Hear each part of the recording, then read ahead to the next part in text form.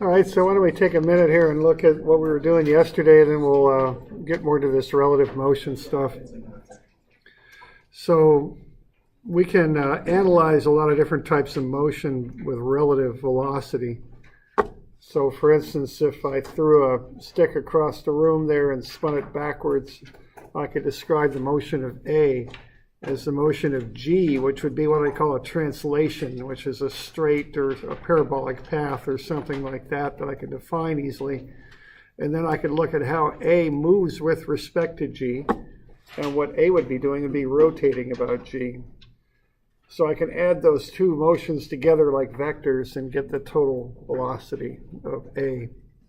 All right, and we can apply this to many different situations. What we're going to look at first here is just an example of this is a wheel that rolls without slipping, which is the normal way a wheel moves. And what that means is there's a direct correlation between the amount of the circumference that turns and the distance that the wheel travels. Okay, so that's what happens when a wheel rolls without slipping. Now wheels can slip in actually two different ways. One is they can like slip on the ice where they're spinning much faster than the wheel in the vehicle's moving, or they can skid, they can lock up and not turn very much even though the wheel in the vehicle it's attached to moves quite a bit.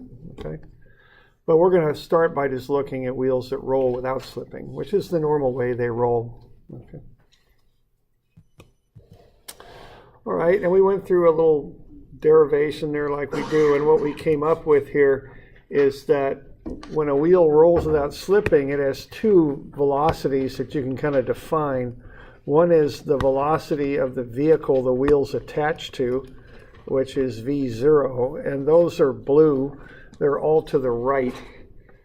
And I've got a regular sketch of this. I think it's on 509 or something. I can't quite remember, but it's 509, is it, or 520? Oh, okay. 520. Yeah, thanks. Okay, so 520.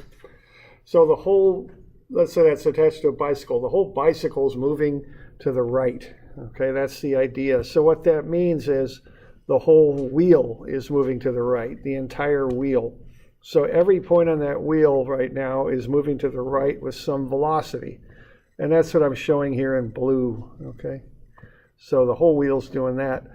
But as it moves to the right, the wheel's also rolling.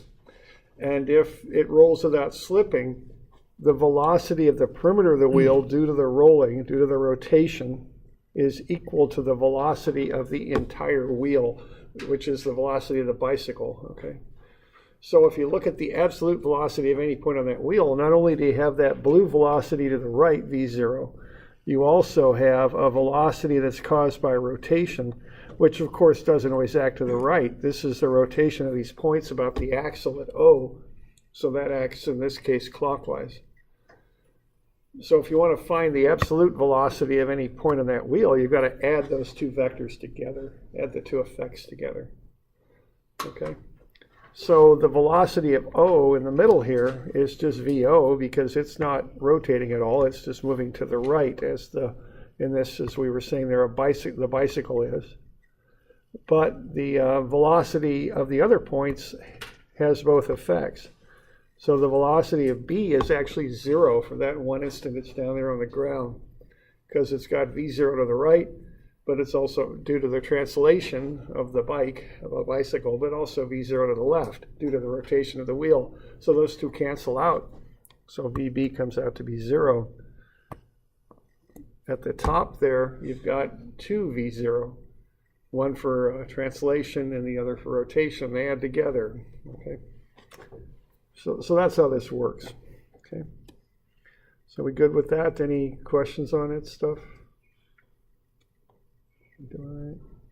We're doing all right? Okay. Okay, so the way I think about this is what I'm doing, I'm taking the translation of the whole bicycle, the whole wheel, and I'm adding the rotation of the wheel about its center to it. And when I add those two motions together, I get the total velocity at any point on the wheel. So that's kind of the deal with this. And, I think I should, I didn't want that one.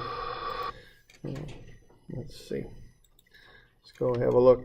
So if you think of the motion of a wheel that rolls without slipping, think of a wheel that's just translating. Think of another one that's just rotating, and then add the two together. That's really how we want to think about this.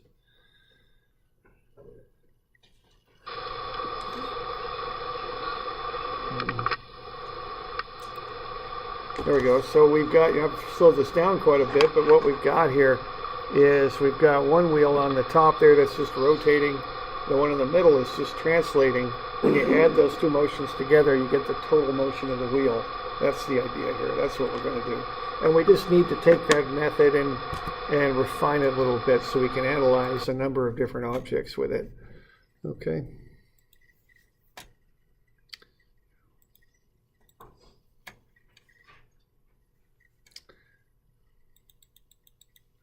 So if we were to look at a car that's moving at 3 meters per second, we could find the velocity of the points on the wheel of that car. I don't know if I've got a copy of this in your packet. I don't think I do.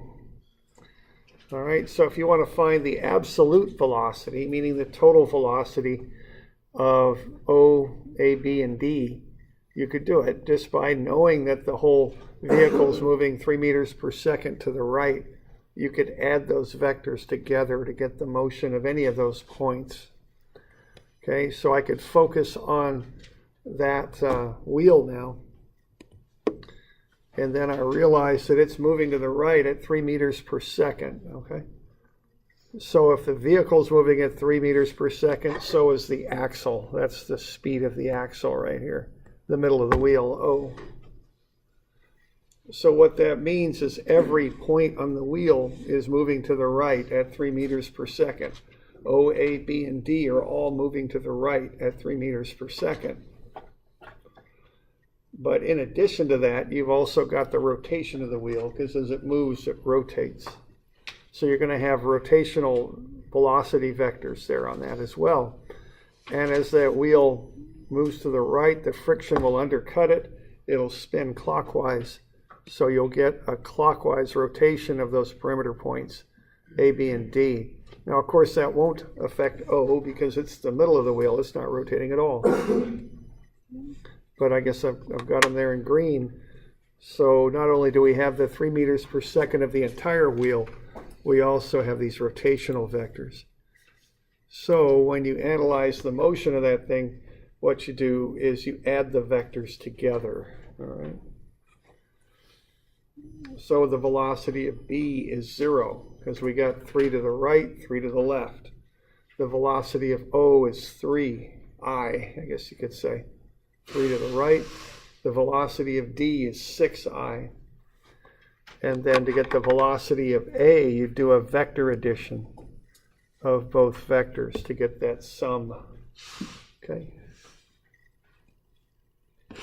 So that'll be our standard way of handling things there. So V0 is 3. VA is 4.24, 3 squared plus 3 squared at a negative 45 degrees. VB is 0 and VD is 6. Okay. So that's the idea of relative motion. You got any questions on that bit? Yeah. Is this just like a snapshot of just of it? Yeah, this is a snapshot, one instant in time, because the next instant all those points are going to roll a bit. So yeah, and I guess generally that's how we analyze stuff. We don't analyze it over a whole path. We just snap it, and now you could analyze different points in the path, and I bet if you got a computer, you could kind of incrementally analyze it and put an animation together. That's kind of what that working model program does, But that's beyond what we can just knock out with our tools, right now. Okay.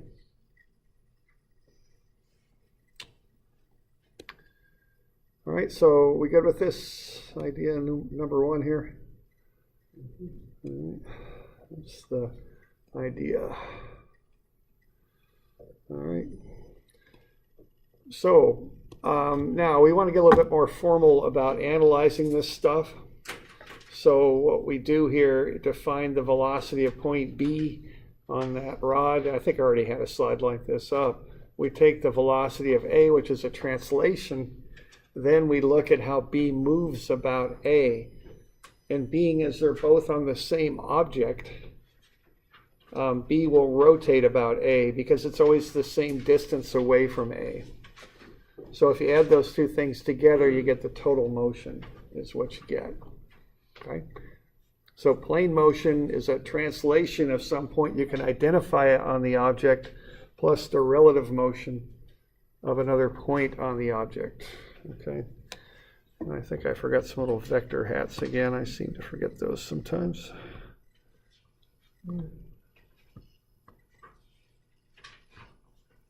And you could always just express that as just a multiplication too if you wanted to use a more geometric approach to it.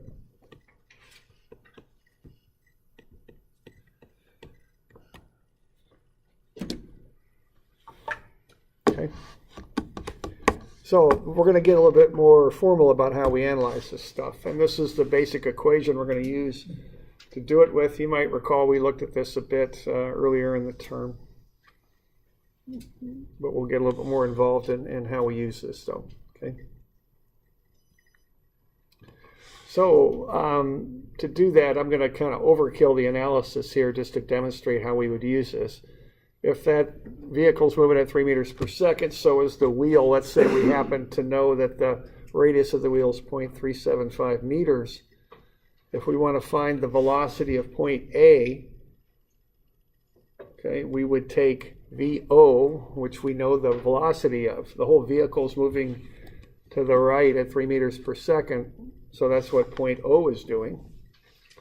And then we would add the velocity of A with respect to O to it, all right? And what A with respect to O is a rotation. So if we just add those two effects together, we'll get the velocity of A. And notice those terms there are darkened. That means they're vectors. They're bolded. Okay, so that means they're vectors. So what we would do there would be, and I kind of, this is a little overkill in how I'm doing this. I'm doing this in kind of a circular way, but it is just to demonstrate the more general method is why I'm doing this. So V is omega R, so omega is V over R. So omega for the wheel is the velocity of those perimeter points, 3 meters per second divided by the radius. It's 8 radians per second. Okay? So if I wanted to find the velocity of A, what I would do is I would take the velocity of O, which is 3I, okay, because that's going to the right. And then I would add the rotational component here, the velocity of A with respect to O. Okay, and what that is also 3, but it's down, okay? So that'll be minus omega R. Omega is 8 and R is 0.375. So that's omega R there. That's because A is rotating about O. And that'll be a J. So what I get for VA is 3I minus 3J. And then I can find the magnitude of the velocity and the angle too, just like you do with vectors. So square root of sum of the squares, and then an arctan of negative 3 over 3. Okay.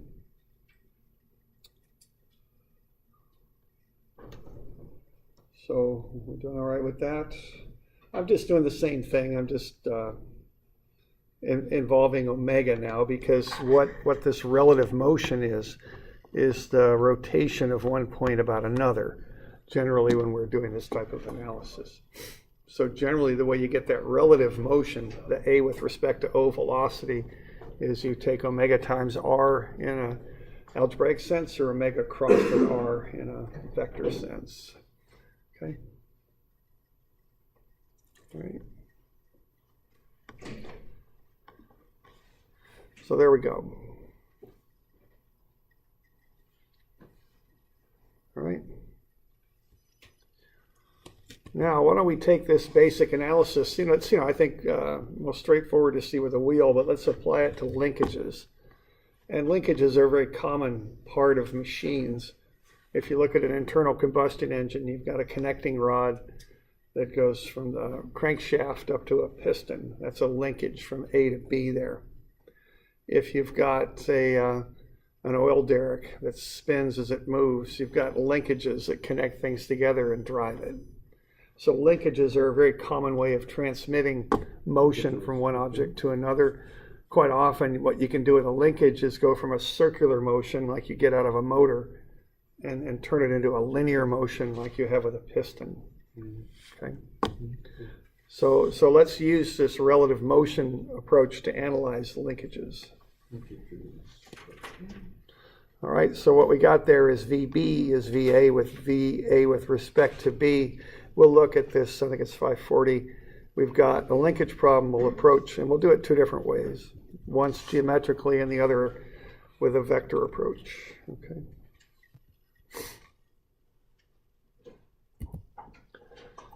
All right, so I think we've looked at this once or twice before, but there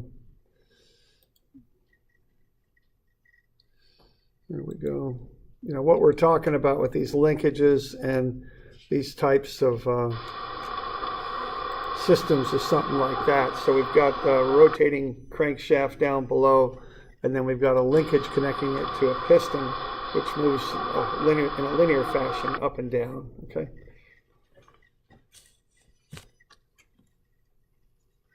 So why don't we start to analyze this and see what we can do with it.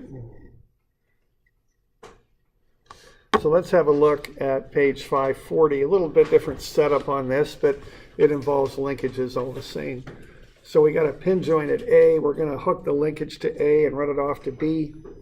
And then we're going to come up with a second linkage from B to C. C's on a collar that is constrained to move on that vertical shaft.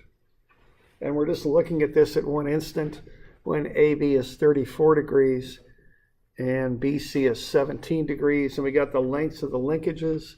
And we've got the rotational speed of AB, 6 radians per second. So let's analyze that and find the velocity of C. Okay. So what we're going to do, we're going to start at A, work our way out to B, then go from B to C. Okay, so that'll be our approach. Okay.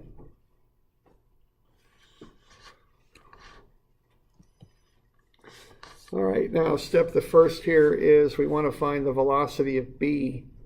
We've got omega and we got r. We got the length of the linkage and we got omega, so we can multiply those together and get the velocity in meters per second. Okay. So if we take 6 radians per second times the length of the linkage, 0.46 meters, we'll get 2.76 meters per second. That's the speed right now, point B, as it rotates about A, just omega r. Now, when we do this relative motion stuff, though, we want vectors. So we're going to take that 34-degree angle that we were given right up there. We're going to do parallel angles and bring it down here. Then we got a 90-degree angle between that velocity vector and the linkage. So if I draw a straight line through B, a horizontal line, I got 180 degrees. The angle between the velocity vector and the linkage is 90, and I've also got 34. So if I subtract those, I'll get 56. That's the angle of the velocity vector up and to the right. So then I can do the vector stuff on that. I got the magnitude at 2.76, and I can go cosine 56 for the I, and then sine 56 for the J, and get that thing broken up into vectors. So that adjacent side there to the angle is cosine 56, and then I can do the opposite side to the angle with a sine 56. So what I'm doing there, I'm just taking that angled VB and breaking it up into a triangular set of vector components there, x and y. At least I'll do that if that dang pen will work. There we go. Sine 56 times 2.76. Okay. So I get 1.54i plus 2.29j is what I get out of that. So that's what B's doing. So what I've done there, I've gone from A, which isn't moving anywhere, and I've gone to B, okay, because B's rotating about A.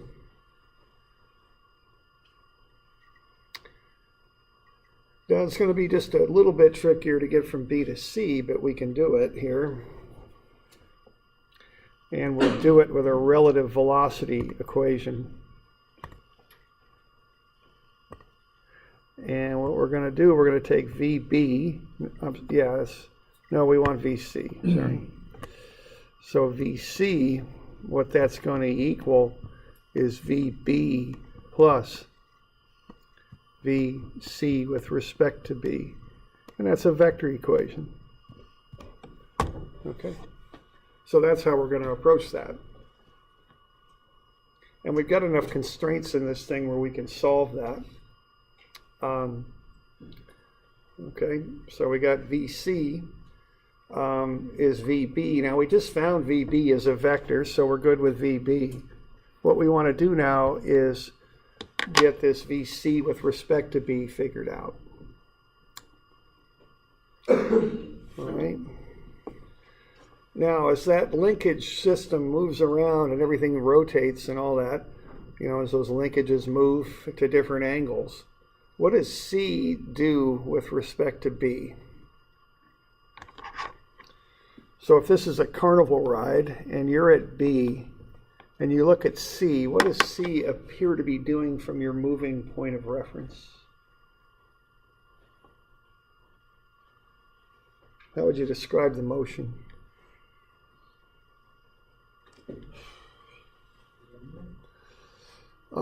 C is linear moving on the shaft, but I don't think it's linear from the point of view of B, because B is moving too. So it gets a little tricky because they're both moving.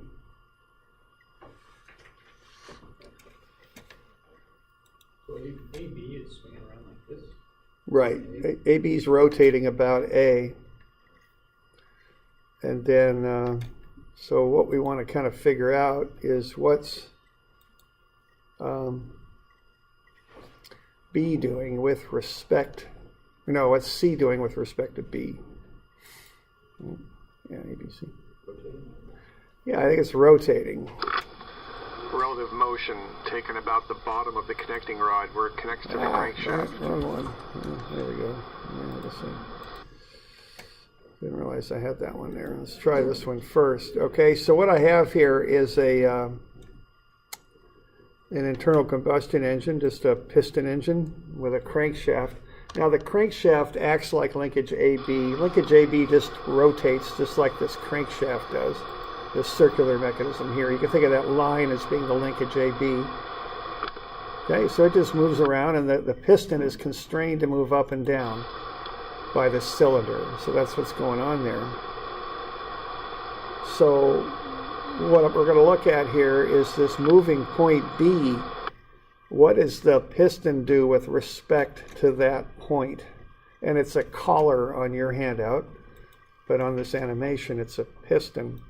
And what I was able to do with this program is set the point of reference as the perimeter of the crankshaft there, the end of the straight line that runs through the circular crankshaft, and then watch the piston from there. Relative motion taken about the bottom. So notice this point here is not moving now. You see the piston just rotates about it is what it does. Okay. Now you might say, well, why the heck's it doing that? And the reason for that is a few things. The first thing is you're on a moving point of reference. Okay. I mean, obviously in our problem here, the collar is moving straight up and down. And if you're just sitting out here looking at it, that's what it does. If you just set up a chair on the floor somewhere and just look at it, it's just going to be, if your eye, it's going to be moving up and down. But if instead you're on a moving reference point, it'll appear to be moving differently from your perspective. What it'll be doing is it'll be moving left and right as this connecting rod rotates, but it will also be 0.6 meters away from you, always, because there's a solid connecting rod holding C to B. So C is always 0.6 meters away from B, and C will appear to move to the left and right about B.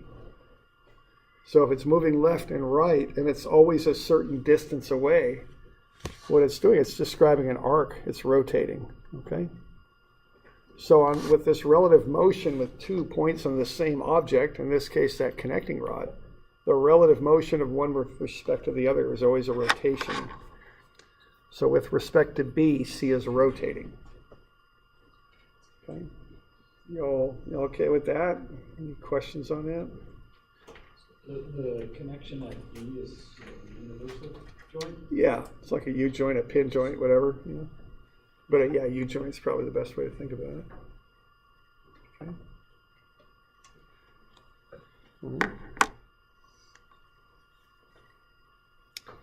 Okay. So with respect to B, C is doing that, or it's doing that, one or the other. Okay.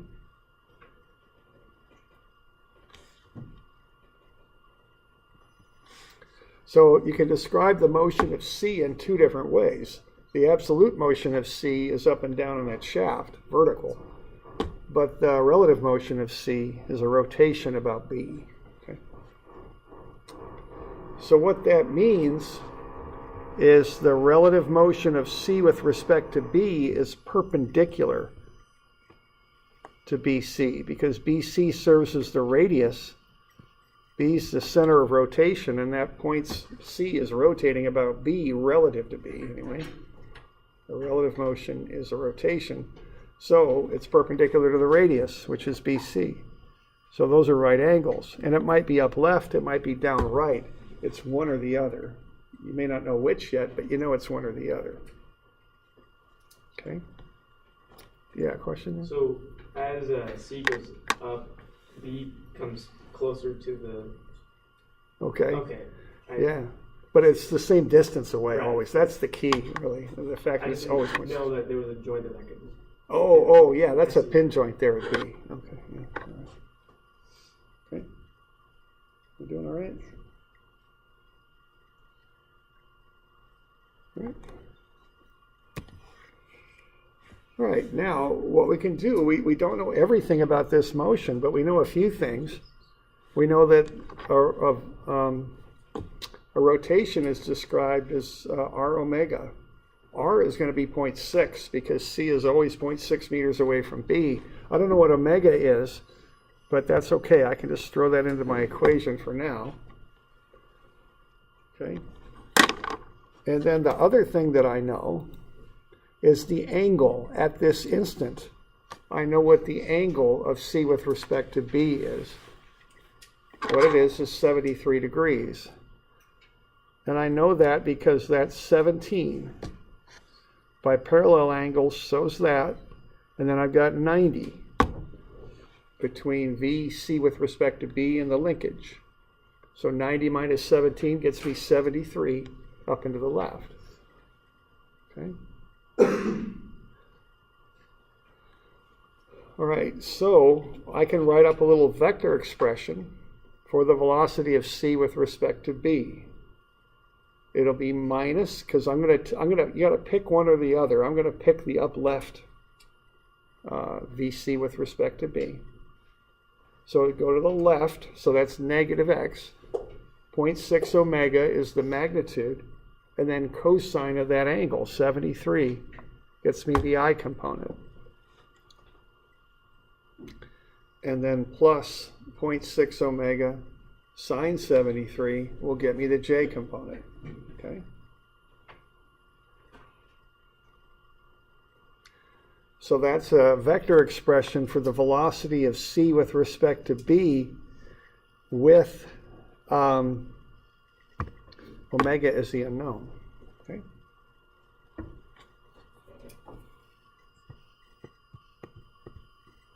And then I can crunch those numbers. 0.6 times cosine 73 is 0.175. I've got a negative out there. And 0.6 times sine 73 is 0.574. That's a positive. So there's VC with respect to B. Okay. So when you're writing up these expressions, you got to be a little careful. You could go with two possibilities. I went with the one that I drew on top. So that's what I'm going with. And that's a good one because that's going up and to the left. I could also write it as though it's going down and to the right.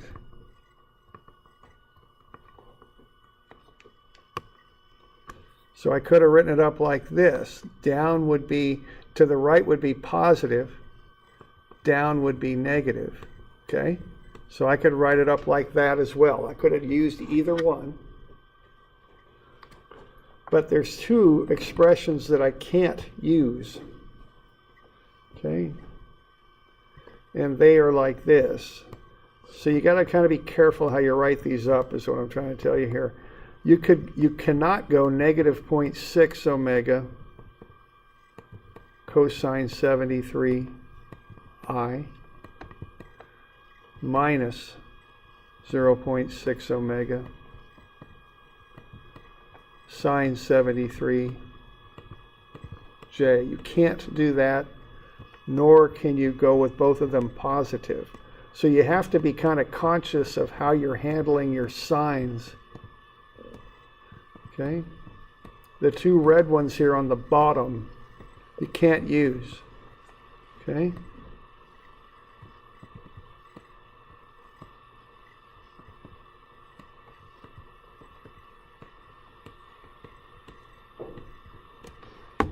All right. So what you can do is you can assume up left, which would be minus plus. You can assume down right, which would be plus minus. So you could assume those two vectors for VC with respect to B. But what you can't assume here is negative negative, because that's going that way, or positive positive, because that's going that way. Those are not valid because they don't describe the rotation of C about B. You have to hold that 90-degree angle between the relative velocity vector and the linkage. So that means it's got to be up left or down right. It can't be down left, it can't be up right. Those don't describe a rotation. Those aren't physically possible. Those aren't going to happen. Okay? You all with me on that? Okay. So you got to write these up to describe a motion that is realistic, a relative motion that's realistic, and that is a rotation that has to be perpendicular to the linkage. So you can go with either one. If you're not correct in your assumption, your sign will just come out negative, no harm done. You just plug the negative back in. But if you go with those two red ones that I crossed out, you're not going to get a correct answer. It'll blow up on you, okay? Because you've made an incorrect assumption about the relative motion. Okay.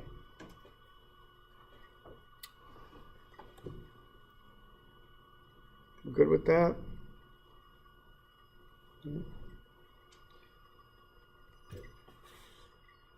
Okay. So what we got now is we've got an expression for VB, and we've got an expression for VC with respect to B that is a relative equation with an unknown omega in there. And we also know some things about VC. What we know about VC is it only moves on the shaft. VC is the absolute velocity of C. So C moves vertically on that shaft, so that'll be 0I plus VCJ. Okay? It has no x component, only a y component. So what we got there is a 2D vector equation with two unknowns, omega and VC. So we can work it out, okay? Because a 2D vector equation is two equations rolled into one, an I and a j. So I can start with the I equation, and that'll be 0 equals 1.54 minus 0.175 omega. So I can solve for omega, and that's 8.8. That's in the direction I assumed, so that's a counterclockwise rotation to match that relative velocity up and to the left.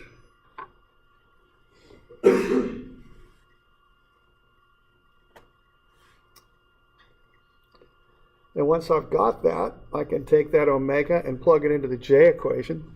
VC is 2.29 plus 0.574 times omega. Omega is 8.8.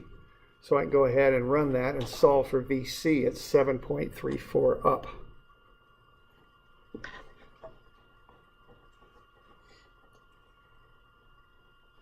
We got any questions on that?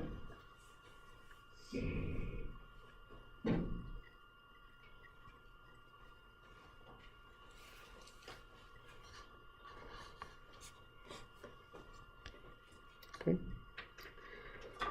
So that's how you can solve that problem geometrically.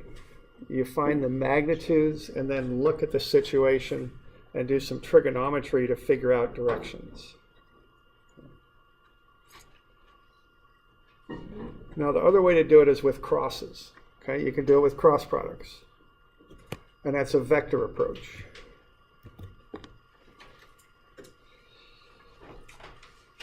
So what you do with that is you got to find vectors. So why don't you find the position of B with respect to A there. So you've got that vector that goes from A to B. Why don't you just vectorize that and find the position of B with respect to A. Okay. See if we can knock that out.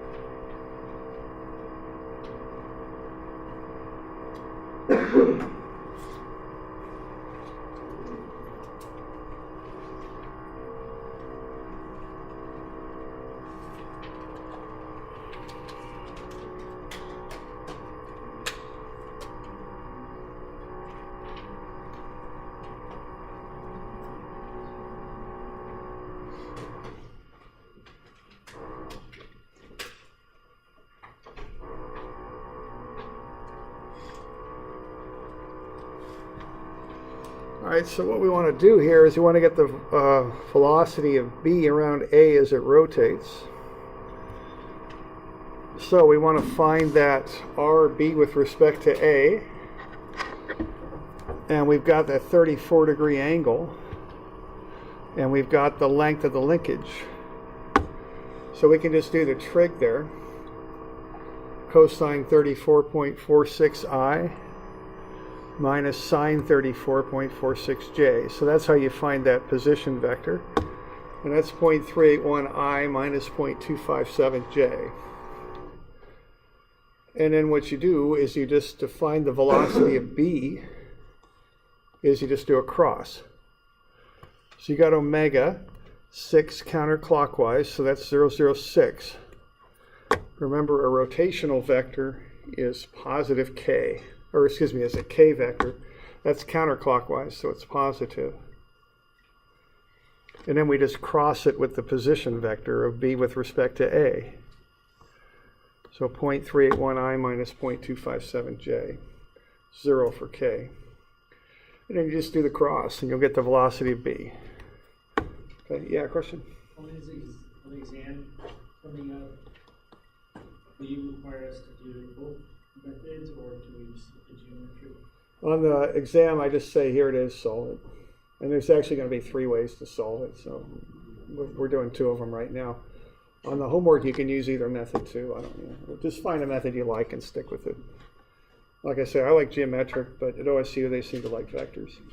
Okay, so whatever works for you is fine with me. Okay.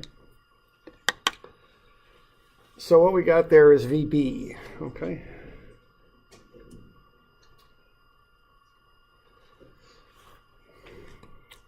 Now, once you got VB, it's the same sort of thing. You want to find the velocity of C with respect to B.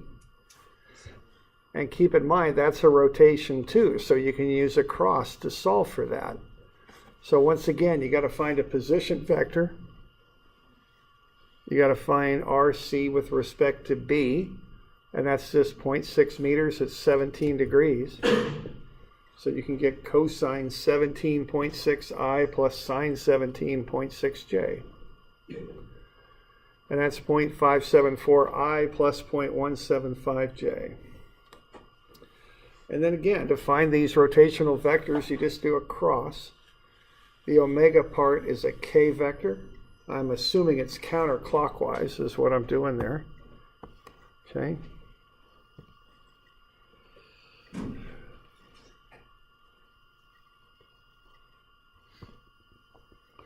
So there's omega c with respect to b, like that. That's what I'm assuming. So that goes in as a positive k because it's counterclockwise. And then I just cross it with the vector from b to c. Now I'm going to get some unknowns in there. You know, I don't know what omega is yet, but that's fine. I just plug it in there and work it through. You know. So I'll get negative 0.175 omega I plus 0.574 omega j. And then I'll just do the vector equation just like before. It's the same thing as I had on the previous page. I've got VC, VB, and then VC with respect to B. And I'm going to have 2 unknowns. But I've got a 2D vector equation with I and j. So I've got 2 equations really to solve them, so that's fine. Okay. All right.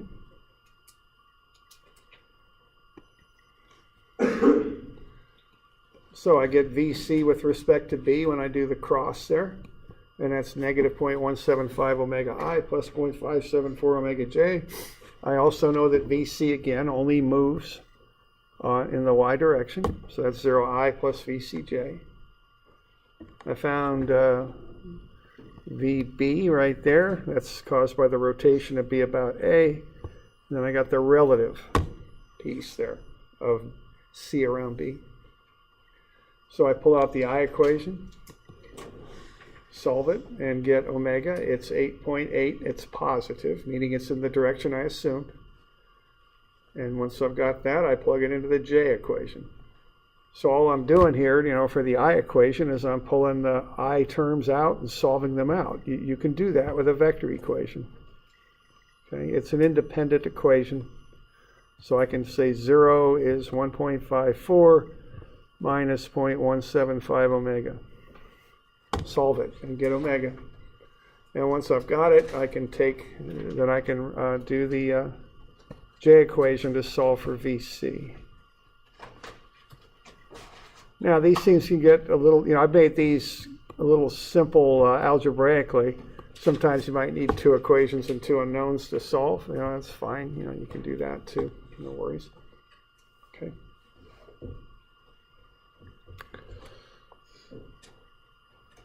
All right, now you do have to make an assumption of direction when you do that relative motion. Okay, and this is just like, you know, what we did in statics. If you guess properly, or if you guess the right direction, you get a positive answer. That means you guessed right. If you guess the wrong direction, you'll get a negative answer. Now, if this comes out negative, It's no big deal at all. Just take the negative number and put it into there. Now this one didn't. This one came out positive. But if you get a negative omega, it's fine. Just plug it into the next step and everything will come out in the wash, okay? So if you pick the wrong direction for your relative motion, you'll just get a negative answer. No big deal. Just plug it right in as a negative and everything will come out. Okay?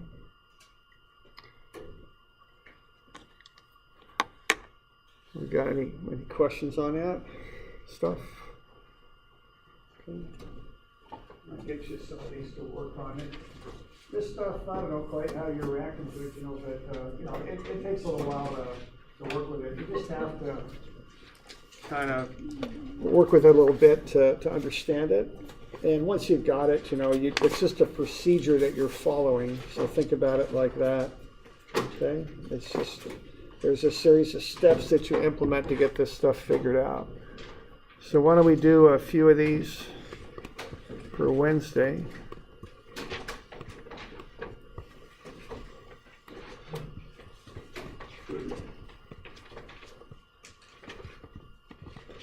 There we go. So that's just some linkage type problems. The first one's a wheel, so that's pretty straight up. The other two are linkage problems. Okay. You doing all right? All good?